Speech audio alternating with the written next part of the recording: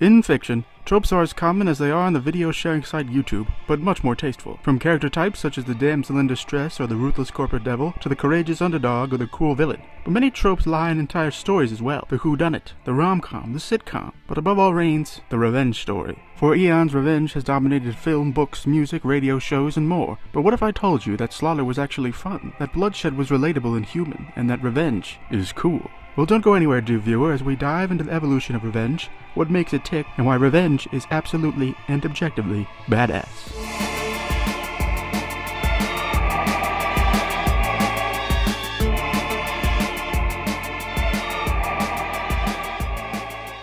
Ever since a man walked the earth, violence has followed him. From Cain and Abel to World War II, history is riddled with conflict. Revenge is unique, however, for a cause must come first. Revenge does not exist without a cause. For example, if your family was killed, wiped out, razed, glassed, unalived, you would most likely be sad and angry, wanting for retribution. Many would say that to embark on such an endeavor to slay your family's killer would be savage, cruel, stupid, backwards, uncivilized, and worst of all, inhumane. Ridiculous, no matter if your family was killed or even just insulted. To deny yourself retribution is the real inhumane act. Do you not feel emotions, dear viewer, who says revenge is bad? Do you not wish to kill your boss for making you work late? No? Then you are just sick. Yes, sick, ill, bedridden, diagnosed with little bitch syndrome. But let's not rest on my words alone as evidence. Let me show you some examples of revenge, why they are awesome, why you should emphatically agree, and why I am objectively correct. First up, we have the film entitled The Northman. In this story, the main character Amleth is pursuing his uncle Fjolnir, who killed his father, abducted his mother, and took his father's small kingdom. Amleth starts small, killing only he needs to, like women and children. Then he moves on to his uncle's men, dispatching them one by one. He even discovers love, a way of the story showing that Amleth is being rewarded by the Norse gods. He finally faces his father's killer amongst flakes of cinder and lakes of lava. The stage is set and Amleth takes his role as the hero, killing his uncle, but suffering a mortal wound in the process. He clings to life only to be rewarded with his trip to Valhalla and a vision of his family's legacy enduring. Second, we have Kill Bill Volumes 1 and 2. In these films, a mysterious woman, simply known as the Bride, is after Bill, as our eagle-eyed viewers may have spotted already. Bill and his group of assassins, which the Bride used to be a part of, kill the Bride's fiancé and the Bride's unborn child, but not the Bride herself. Her anger keeps her alive after being seriously wounded. She recovers in a hospital for some time before breaking out and hunting down the members of her old group. First, she takes out Oren Ishii, formerly known as Cottonmouth. After dispatching her, she takes out Vernita Green, or Copperhead. Then Bud, aka Sidewinder, and L Driver, aka California Mountain Snake. And finally, Bill. But how does this affect the Bride, especially after learning her daughter, that was fathered by Bill, is in fact alive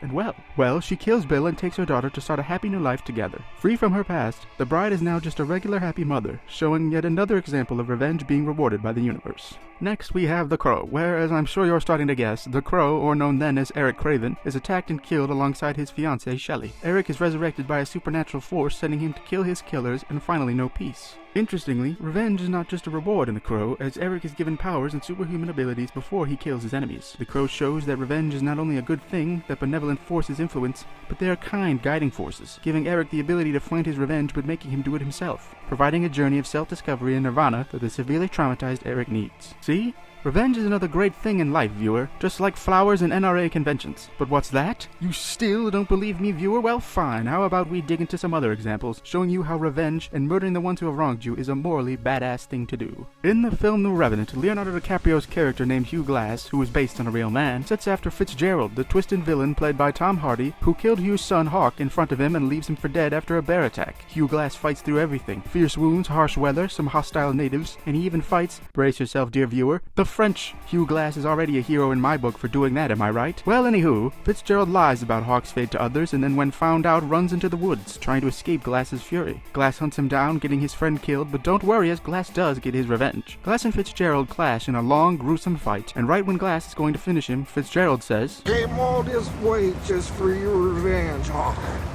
Will you enjoy it, Glass? 'Cause there ain't nothing gonna bring your boy back."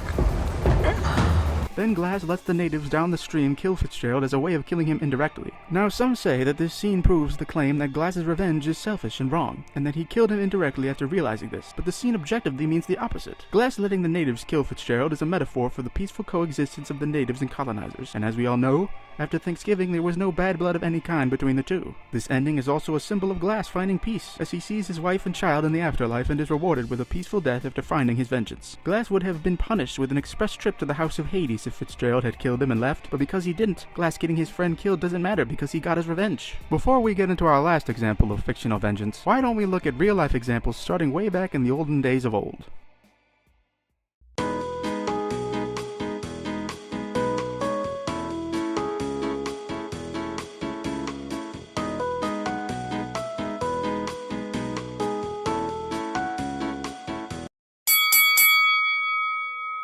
Back in the early 19th century, two men, the former United States Government Treasury Secretary Alexander Hamilton and Vice President Aaron Burr held an affair of honor, or a duel where they tried to shoot each other to death. Hamilton and Burr had a terrible mutual hatred of one another for over a decade, and wanted to kill the other for various reasons. Aaron Burr picked the spot for the duel at where Hamilton's son had died in a previous duel. Pretty badass and metal, huh? Anywho, Hamilton missed his first shot, figures, while Burr easily hit Hamilton in the gut. After wasting away for a little while, Hamilton died like the loser he was, and Burr was victorious, finally having his violent revenge for his hurt feelings. But was Burr rewarded like in the fiction I have discussed previously? Yes, he was exiled out of the yucky parts of America, like New York and New Jersey, and married a girl almost 20 years younger than him. Sounds like a win to me, dear viewer.